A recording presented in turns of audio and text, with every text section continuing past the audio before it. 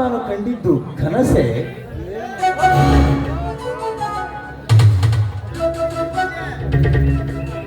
ಹೇ, ಯಾರೋ ನೀನು? ಒಮ್ಮೆ ಕೋಳಿ ನುಗ್ಗಿದ ಹಾಗೆ ನುಗ್ಗಿ ಒಟ್ಟು ಹೆಣ್ಣಿನ ಜೊತೆ ಕೆಟ್ಟ ರೀತಿಯಲ್ಲಿ ವರ್ತಿಸ್ತಿರುವಲ್ಲ, ನಿನ್ನ ಹೆಸರೇನು? ನನ್ನ ಹೆಸರು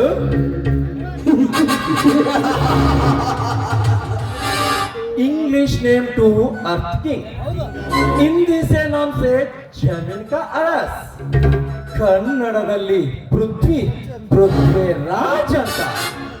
ಏನಂದ್ರೆ ನಾನು ಯಾರು?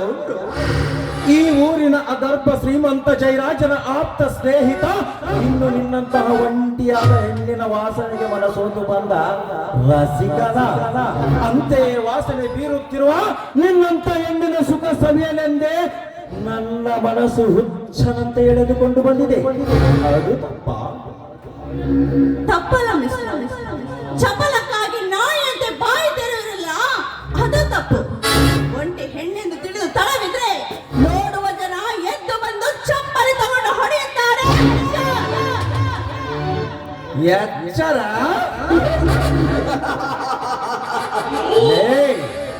ನೋಡುವ ಜನಗಳು ಎದ್ದು ಬಂದು ಚಪ್ಪಲಿ ತಗೊಂಡು ಹೊಡೆಯುವ ಕಾಲವನ್ನಾಯಿತು ಕಲಿಯುಗ.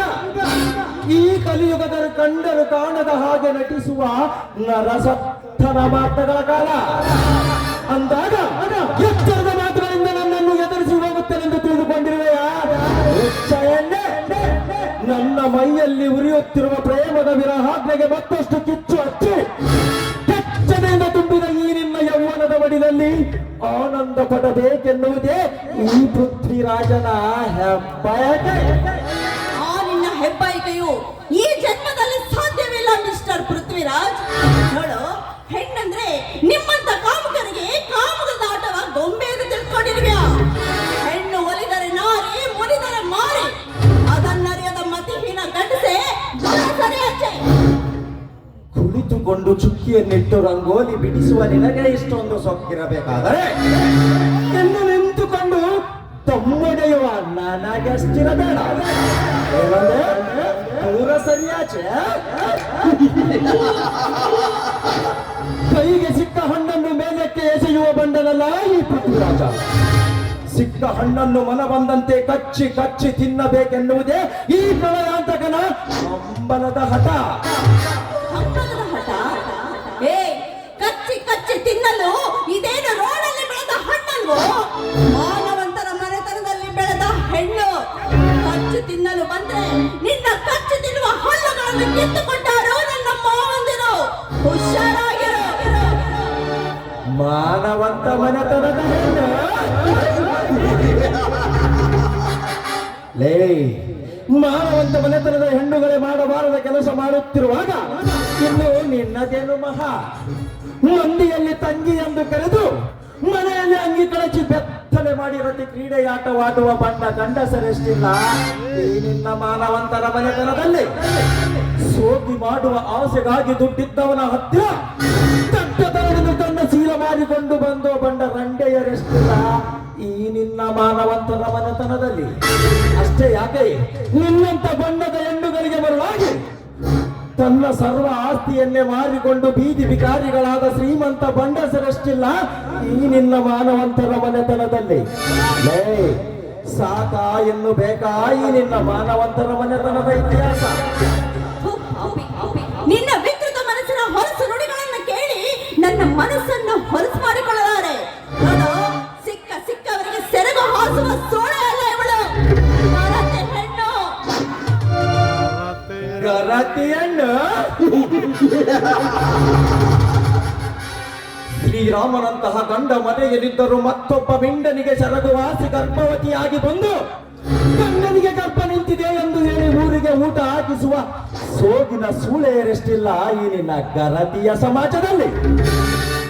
ಮನೆಯಲ್ಲಿ ತಂದೆ ತಾಯಿಯರಿಗೆ ಕಾಲೇಜಿಗೆ ಹೋಗುತ್ತೇನೆ ಎಂದು ಸುಳ್ಳು ಹೇಳಿ ಕಾಲೇಜ್ ಬಿಟ್ಟು ಕಾರತ್ತಿ ಬೀರು ಕುಡಿದು ಮೋಜು ಮಾಡಿ ಬರುವ ಬಂದ ಸೂಳೆಯರೆಷ್ಟಿಲ್ಲ ಈ ನಿನ್ನ ಗರತಿಯ ಸಮಾಜದಲ್ಲಿ. ಅತ್ತೆ ಮಾವನಿಗೆ ಅನ್ನಕ್ಕೆ ಹೋಗಿ ಬಟ್ಟೆ ತೆಗೆದುಕೊಂಡು ಬರುತ್ತೀನಿ ಎಂದು ಸುಳ್ಳು ಹೇಳಿ ಹಳ್ಳದ ದಂಡೆಯಲ್ಲಿ ಮಿಂಡನಿಗೆ ಸೊರಗುವ ಆಸಿ ಚಕ್ಕಂದವಾಗುವ ಬಣ್ಣ ಸೂರ್ಯನಷ್ಟಿಲ್ಲ ಈ ನಿನ್ನ ಗರತಿಯ ಸಮಾಜದಲ್ಲಿ ತವರ ಮನೆಯಿಂದ ಗಂಡನ ಮನೆಗೆ ಹೋಗುವಾಗ ನಿನ್ನನಿಗೆ ಕೈ ಮಾಡಿ ಕರೆದು ಅತ್ತೆಯಿಂದ ಹಾಲು ತರಿಸಿ ಮಾವನಿಂದ ಸಕ್ಕರೆ ತರಿಸಿ ಹಾಲು ಸಕ್ಕರೆ ಬೆರೆಸಿ ಮಿಂಡನಿಗೆ ಕುದಿಸಿ ಮಂಚದ ಮೇಲೆ ಸರಸವಾಡುವ ನಿನ್ನಂತ ಬಂದ ಸೂಳೆಯರಷ್ಟಿಲ್ಲ ಈ ಗರತಿಯ ಸಮಾಜದಲ್ಲಿ ಮಂದಿಯಲ್ಲಿ ಅಣ್ಣ ಎಂದು ಕರೆದು ಊರು ಬಿಟ್ಟು ಹೊರಗಡೆ ಹೋದ ಮೇಲೆ ಮಿಂಡನಂತೆ ಭಾವಿಸುವ ಪತಿವ್ರತೆಯರಷ್ಟಿಲ್ಲ ಈ ನಿನ್ನ ಗರತಿಯ ಸಮಾಜದಲ್ಲಿ. ನೀನು ಗರಟಿಯಾದರೇನೋ ಸೂಳೆಯಾದರೇನು ನಿನ್ನ ಯೌವನದ ಮಡಿಲಲ್ಲಿ ಆನಂದ ಪಡಬೇಕೆನ್ನುವುದೇ ಈ ಪ್ರಳಯಾಂತಕನ ಹಠ ಬಾಚಿನ ಬಾ. ಹತ್ತಿರ ಬರಬೇಡ, ದೂರ ಸರಿ ಆಚೆ. ನೋಡು, ನೀನು ನನ್ನ ಹತ್ತಿರ ಬರುವ ಕರ್ಮವನ್ನು ಕರ್ಣಪಟಲದಿಂದ ಆಲಿಸಿದ ಆ ದೇವರು ಯಾರನ್ನಾದ್ರೂ ಕಳಿಸ್ಕೊಟ್ಟಾನೋ ಎಚ್ಚರದಿಂದಿರು.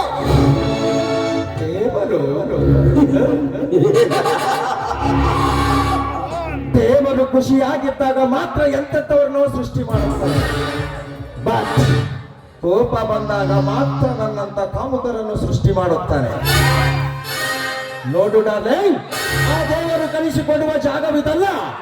ಇಂತಹ ದೊಡ್ಡ ಬೆದರಿಕೆಗೆ ಎದುರುವವನು ಈ ಪೃಥ್ವಿರಾಜನವಲ್ಲ. ಬಾಚಿನ ಬಾ.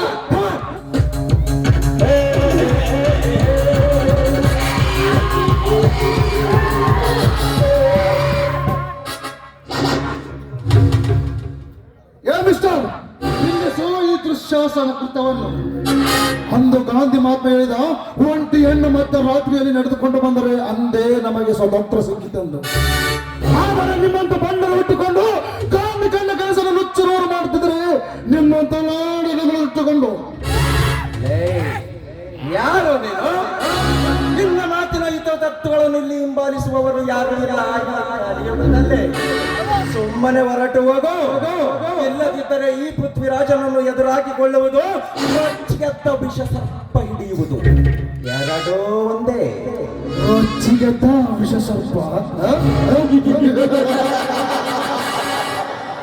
ರೊಚ್ಚಿಗೆದ್ದ ನಿಮ್ಮಂತ ವಿಷ ಸರ್ಪಗಳನ್ನು ಬರ್ಚಿಲಿಂದ ಹಿಡಿದು ಹಲ್ಲು ಕಿತ್ತಿ ಪೊಂಗಿನಾದೆಂದು ಆವಾಡಿಸಬಲ್ಲ ಆವಾಡಿಗೆ ನಾನು ಅಂದಾಗ ನ್ಯಾಯ ನೀತಿ ಧರ್ಮವನ್ನು ತುಳಿದು ಬಂಡರ ಮೇಲೆ ಆಸೆ ಪಡುತ್ತಿರುವ ನಿಮ್ಮಂತ ಬಂಡರನ್ನು ಗಂಡು ಗಲಿಪು ಕೊಟ್ಟು ಬಂದಿರೋದು ಈ ಕಲಿಯುಗದಲ್ಲಿ. ಕಲಿಯುಗದ ಕಾರಣ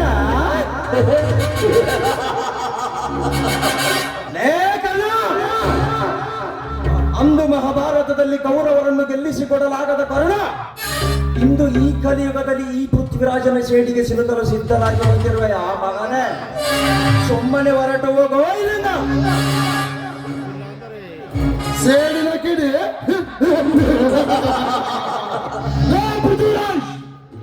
ಬೆಂಕಿ ಬಿರುಗಾಳಿ ಬೀಸಿ ಭೂಮಿ ಆಕಾಶ ಹತ್ತವಾಗಿ ಮೋಡ ಕವಿದು ಸಿಡಿಲು ಗೋಲ್ಮಿಂಚ ಅರ್ಪಡಿಸಿ ಬಂದರು. ಅಡ್ಡ ಬಿಡದೆ ನನ್ನ ಮನಸ್ಸಿನಲ್ಲಿ ಉದ್ಭವಿಸಿದ ಸೇಡಿನ ಬೆಂಕಿಗೆ ನೀನು ಆಹುತಿಯಾಗಬೇಡ.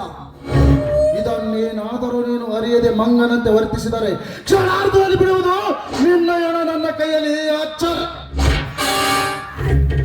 ಲೇ ಕರ್ಣ, ಆಡಂಬರದ ಮಾತುಗಳನ್ನಾಡಿ ಅಡಿಪಾಯದಲ್ಲಿ ಸಿಲುಕಿಕೊಂಡು ಮೂರ್ಖನಾಗಬೇಡ.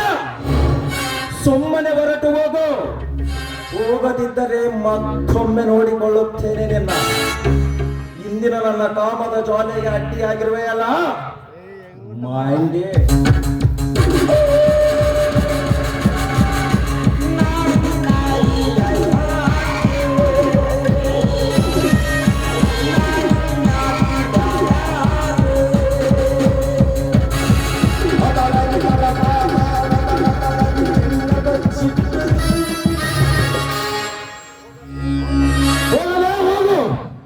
ಮುಂದೆ ನೀವು ಮಾಡುತ್ತಿರುವ ಅನ್ಯಾಯ ಅಕ್ರಮಗಳಿಗೆ ಅಡ್ಡಗೋಡಿಯಾಗಿ ನಿಂತು ಕರ್ಮ ತುಂಬಿದ ಈ ಊರಲ್ಲಿ ಧರ್ಮ ತುಂಬುವಾಗ ಮಾಡದೆ ಹೋದರೆ ನನ್ನ ಮನಸ್ಸಿಗೆ ಸಮಾಧಾನನೇ ಇಲ್ಲ.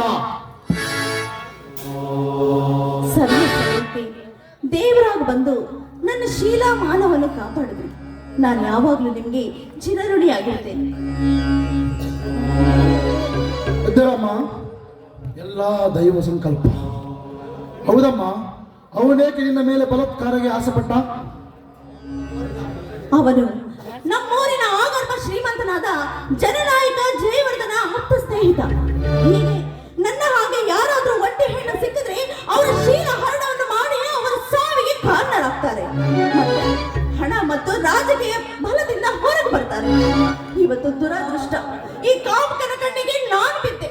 ಸರಿಯಾದ ಸಮಯಕ್ಕೆ ನೀವು ಬಂದ್ರಿ. ಜಯರಾಜ್, ಪೃಥ್ವಿರಾಜ್, ಊರಿಗೆ ಕಾಲಿಟ್ಟ ಪ್ರಥಮ ಯುದ್ಧಗಳಿಗೆ ನನ್ನ ಕಾಡಕ್ಕಿಳಿಸಿ ನನ್ನ ಬಾಜಿನಲ್ಲಿ ಕಟ್ಟುತ್ತಿರುವಿರಿ. ಇದೇ ಬಾಜಲ್ಲಿ ನಿಮ್ಮನ್ನು ಕಾನೂನಿನ ಬಳಿಗೆ ಒಪ್ಪಿಸಿರುತ್ತಾರೆ. ಇವನು ಗಂಡಾಗಿ ಹುಟ್ಟಿದ್ದಕ್ಕೂ ಸಾರ್ಥಕವಿಲ್ಲವೆಂದು ತಿಳಿಯಲಿ ಸಮಾಜ. ಹೌದು, ನಿಮ್ಮನ್ನ ನಾನು ಇಲ್ಲಿವರೆಗೂ ನೋಡೇ ಇಲ್ಲ. ಈ ಊರಿಗೆ ಹೊಸಬ್ರು ಅಂತ ಕಾಣುತ್ತೆ. ಈ ಊರಿಗೆ ಯಾತಕ್ಕಾಗಿ ಬಂದಿದ್ದೀರಿ? ನಾನು ಯಾರೆಂಬುದು ನನಗೆ ಗೊತ್ತಿಲ್ಲ. ನಾನು ಯಾರೆಂಬುದು ತಿಳಿಯಬೇಕಾದರೆ ಆಳ ಸಮುದ್ರದಲ್ಲಿ ಅಡಗಿ ಕುಂತಿರುವ ಸತ್ಯವನ್ನು ಬಿಚ್ಚಿಟ್ಟು ಈ ಸಮಾಜಕ್ಕೆ ಸಾರಿ ಹೇಳುವವರೆಗೂ ನನ್ನ ಮನಸ್ಸಿಗೆ ಸಮಾಧಾನ. ಅಯ್ಯೋ, ನಿಮ್ಮ ಒಗಟನ್ನು ಕೊಟ್ಟು ನನ್ಗೊಂದು ಅರ್ಥವೇ ಆಗ್ತಾ ಇಲ್ಲ. ನಾನು ಬರ್ತೀನಿ. ಹೋಗಿ ಬರಮ್ಮ.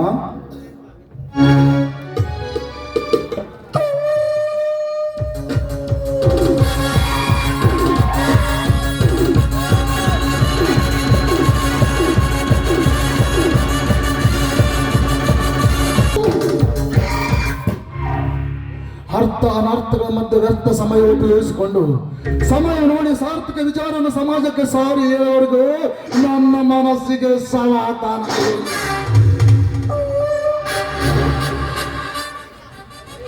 ಲೇ ಜಯರಾಜ್, ಪೃಥ್ವಿರಾಜ್, ಬಡವರಿಂದ ಬಾಚಿದ ಹಣ ಮಧ್ಯದಲ್ಲಿ ಕೊಪ್ಪಿ ನಿಂತಿರುವ ನಿಮ್ಮಂತ ದುರಂಕಾರ ದರ್ಪಗಳನ್ನು ಕಟ್ಟಿನ ಗಂಡುಗಲಿಪು ಬೋಟಿ ಬಂದಿರಲು ಈ ಕಾರಣ. ಕಾನೂನಿನ ಕಣ್ಣಿಗೆ ಮಣ್ಣೆರಚಿ ಈ ಸಮಾಜವನ್ನು ಕೊಳ್ಳೆ ಹೊಡುತ್ತಿರುವ ನಿಮ್ಮನ್ನು ಇಂಚಿಂಚಾಗಿ ತುಂಡರಿಸಿ ಹಾಕಲಿದ್ದರೆ ನನ್ನ ಮನಸ್ಸಿಗೆ ಸಮಾಧಾನವೇ ಇಲ್ಲ.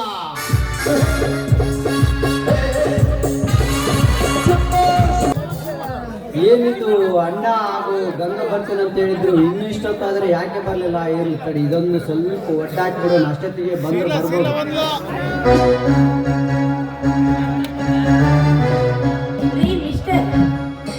ಈ ಊರು ಶ್ರೀಮಂತ ಸಾಹುಕಾರ ಜಯರಾಜ್ ಅವರ ಜಮೀನು ಎಲ್ಲಿ ಬರುತ್ತೆ ಅಂತ ನಿಮಗೆ ಗೊತ್ತಾ? ಏನು, ಜಯರಾಜ್ ಸೌಕರ್ನೋಲ? ಇದೇ ನಮ್ಮ ಬಾಜು 300 ಎಕರೆ ಜಮೀನು. ಹೌದಾ? ಶಂಕರ್, ನೀವೇನು ಇಲ್ಲಿ? ಅಲ್ಲ, ಇದೇನು ನಿಮ್ಮ ವೇಷ? ಕೈಯಲ್ಲಿ ತಲಾಕೆ, ಮೈಯಲ್ಲಿ ಹುಟ್ಟಿರುವುದು ಲಪಾಟೆ ಬಟ್ಟೆಗಳು, ಏನು ಅಂತ? ಏ ಶೀಲಾ, ನೀನು ನಮ್ಮೂರ ಹಬ್ಬ? ಇದು ಕನಸ ಒಂದು ಅರ್ಥವಾಗುತ್ತಿಲ್ಲ. ನೋಡಿ, ಇದೇ ನಮ್ಮ ಊರು. ಇಲ್ಲಿರುವ ಆಗರ್ಭ ಶ್ರೀಮಂತ ಜಯರಾಜನೇ ನನ್ನ ಸ್ವಂತ ಅಣ್ಣ. ಅಂದಾಗೆ ನೀವೇನು ಇಲ್ಲಿ? ಇದು ನನ್ನದೇ ಊರು ಶೀಲಾ, ಇದು ನಮ್ಮದೇ ಹೊಲ. ನಮ್ಮ ಅಣ್ಣ ಅತ್ತಿಗೆ ಬರ್ತಾನಂತ ಹೇಳಿದ್ರು, ನಾನು ಅದಕ್ಕೆ ಕೆಲಸ ಮಾಡುತ್ತಿದ್ದೆ. ಓಹೋ, ಎಂತ ಆಶ್ಚರ್ಯವಲ್ಲವೇ? ನಮ್ಮಿಬ್ಬರ ಊರು ಒಂದೇ ಆಗಿದ್ರು ಇಷ್ಟು ದಿನ ಆದ್ರೂ ನಮ್ಗೆ ಗೊತ್ತೇ ಆಗ್ಲಿಲ್ಲ. ಅದು ಅಲ್ಲದೆ ನಮ್ಮಿಬ್ಬರ ಪ್ರೀತಿ ಎಲ್ಲಿ ಮುಗಿದು ಹೋಯ್ತು ಅಂತ ನಾನು ಭಾವಿಸ್ಕೊಂಡಿದ್ದೆ. ಮತ್ತೆ ಆ ದೇವರು ನಮ್ಮಿಬ್ಬರನ್ನ ಒಂದು ಮಾಡಿದ. I love you Shankar, I love you. No Sheela, ಇನ್ನು ಮುಂದೆ ಈ ಪ್ರೀತಿ ಮುಂದುವರಿಯೋದಿಲ್ಲ. ಯಾಕೆ ಈ ರೀತಿ ಮಾತಾಡ್ತಾ ಇದ್ದೀರಾ? ನಮ್ಮಿಬ್ಬರ ಪ್ರೀತಿ ಕೊನೆಯದಾಗಿ ಉಳಿಬೇಕಂತ ನಾ ಕಟ್ಟಿಕೊಂಡ ಆಸೆ ಆಕಾಂಕ್ಷೆಗಳು ನಿಮಗೆ ಗೊತ್ತಿಲ್ಲವೇ? ಹೌದು ಶೀಲಾ, ಕಟ್ಟಿಕೊಂಡಿರೋದು ನಿಜ. ಆದರೆ ಆವಾಗ ನೀನು ಯಾರಂತ ಗೊತ್ತಿರಲಿಲ್ಲ, ನಾನು ಯಾರಂತ ನಿನಗೂ ಗೊತ್ತಿರಲಿಲ್ಲ. ಆ ನಿಸರ್ಗವೇ ನಮ್ಮ ಪ್ರೇಮ ಮಿಲನ ಮಾಡಿದ್ದು. ಆದ್ದರಿಂದ ನೀನು ಶ್ರೀಮಂತನ ಮನೆಯಲ್ಲಿ ಸುಖಮಣಿ ಆಗಿ ಕಾಲ ಕಳಿಬೇಕಾದವಳು ನೀನು ಈ ಬಡವನ ಗುಡಿಸಲಿಗೆ ಯಾಕೆ ಬರುವ ಹೇಳಿಸಿಲ್ಲ? ಇದು ಸಾಧ್ಯವಿಲ್ಲ. ಅಂದ್ರೆ ನೇರವಾಗಿ ನನ್ನನ್ನು ಸಾಕೋದಕ್ಕೆ ಆಗುವುದಿಲ್ಲವಂತ ಈ ರೀತಿ ಮಾತಾಡ್ತಾ ಇದ್ದೀರಾ? ನೋಡಿ, ಇನ್ನು ಮೇಲೆ ನಾವು ಇಲ್ಲಿ ಇರುವುದೇ ಬೇಡ. ಮೊದಲು ನಾವಿಬ್ರು ಹೇಗಿದ್ವೋ ಹಾಗೆ ತೀಟೆಯಲ್ಲೇ ಇದ್ಬಿಡೋಣ. ಈ ಆಸ್ತಿನೂ ಬೇಡ, ಈ ಶ್ರೀಮಂತಿಕೆಯೂ ನಮ್ಗೆ ಬೇಡ. ಬನ್ನಿ, ನಾವಿಬ್ರು ಹೊರಟು. ಆದ್ರೂ ನಿಮ್ಮಣ್ಣ ನಮ್ಮ ಪ್ರೀತಿಗೆ ಬೆಲೆ ಕೊಡ್ತಾನೆ ಎಂಬುದನ್ನು ಮರೆತು ಬಿಡಿಸಲ್ಲ. ಯಾಕಂದ್ರೆ ಹಣ ಇಲ್ಲದವನ ಕೀಳಾಗಿ ನೋಡ್ತಾನೆ ಆ ಮನುಷ್ಯ. ಮೊದಲು ಯೋಚನೆ ಮಾಡು. ಇದರಲ್ಲಿ ಯೋಚನೆ ಮಾಡೋದೇನಿದೆ? ಈಗಾಗ್ಲೇ ನಮ್ಮಿಬ್ಬರದು B.Com ಮುಗಿದು ಹೋಗಿದೆ. ಇಷ್ಟರಲ್ಲೇ ನಮ್ಮಿಬ್ಬರಿಗೂ ನೌಕರಿ ಸಿಗುತ್ತೆ. ಅಂದಮೇಲೆ ನಾನು ಮೇಲು ನೀವು ಕೀಳು ಎಂಬ ಭ್ರಮೆ ನಮ್ಮಿಬ್ಬರ ಮಧ್ಯೆ ಇರುವುದಿಲ್ಲವಲ್ಲ.